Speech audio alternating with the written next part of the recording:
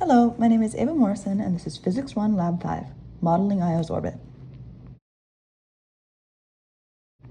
I'm going to start with a brief introduction, then cover some physics concepts and some background on Io before getting into the details of my computational model, sharing the results, and finally answering some additional questions.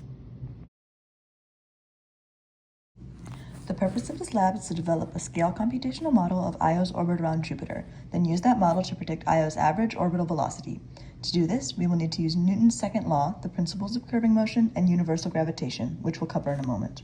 For a brief preview of the results, the computational model was able to accurately predict Io's real orbital velocity.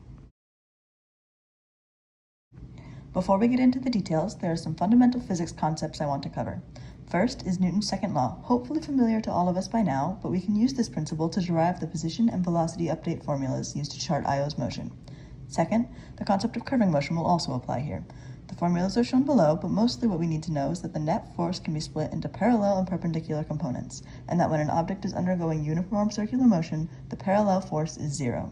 Finally, it's important to understand the law of universal gravitation, where the force of gravity between two objects is equal to the universal gravitation constant, 6.67 times 10 to the negative 11th Newton meters squared per kilogram squared, multiplied by the masses of both objects, divided by the magnitude of the r vector pointing from source to system. Io is the innermost and second smallest of Jupiter's moons, and because of its nearly circular orbit, it is ideal for this lab because it can be easily modeled using principles we've covered. Also, it's my favorite object in the solar system, so it works out. For some fun facts, Io is the most volcanically active object in the solar system, with over 400 active volcanoes and many mountains taller than Everest.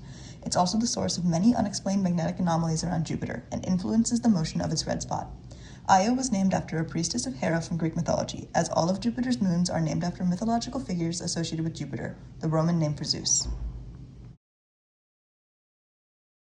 To create the computational model, I first had to set the initial conditions of the system, Io, and surroundings, Jupiter. The mass and radius used in the model were set to be the same as the actual radius and mass of both objects, and the distance between them was also to scale. Next, I found the net force on Io using the universal gravitation equation. Finally, I updated the velocity and position of Io using the derivations of Newton's second law discussed earlier, then created two variables, total and count, to find the average velocity once the loop finished running. Shown here are the final results of running my code, with a final average velocity of 17,332 meters per second. As you can see, this value was extremely close to Io's actual orbital velocity of 17,340 meters per second, with only a 0.046% error. The source of this error was likely not accounting for Io's eccentricity. Io's orbit is nearly a perfect circle, but it still has eccentricity of 0.0041%, and including this would likely reduce the error even further. So how could we include eccentricity into the model? Unfortunately, that would require applying some principles that we haven't covered in this class, but it's absolutely possible. We would have to apply Kepler's third law that essentially states that the period of rotation for two objects is inversely proportional to the semi-major axis via the equation shown below. Additionally, we would need to apply the equation for an ellipse to determine what the length of the semi-major axis would be for any given object. So how could this apply to other objects? With adjustments for elliptical orbits, this model could be used to predict the motion of nearly any astronomical body, as long as we include all major sources of gravitational attraction.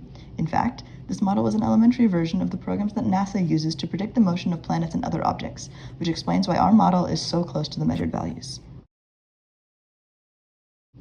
That's all I have for this lab, and Physics 1 in general, so thank you for listening.